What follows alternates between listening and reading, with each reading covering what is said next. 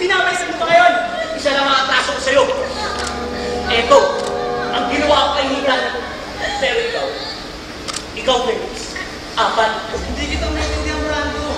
Nasasaktan na ako ng ganito, kaya bigay mo na sa akin. Sige, bakit ka pa? Ano ba talaga gusto mo palabasin? Una, sinaksak ko sila. Ano sinaksak? Ako pa nga yung tumulong sa kanya nung inahabol siya ng mga Hindi! kapatid niya. Bago namin siya dalhin sa ospital, at bago siya mawala ng palay, pangalan mo ang sinisigaw niya eh. Hindi mo pala naiintindihan eh. Pangalawa si Jana. Pinalabas mo nagsaksak siya. Pero ngayon ang nabuo sa isipan ko, ay ikaw ang sumaksak sa kanya. Tapos si Raul naman. Wala naman ba magtipunta kayo sa parak kung hindi ikaw? Ikaw na naman tunakalan ng pasilog-silog sa trabaho niya eh. At kahit nandun siya sa loob ng kwarto,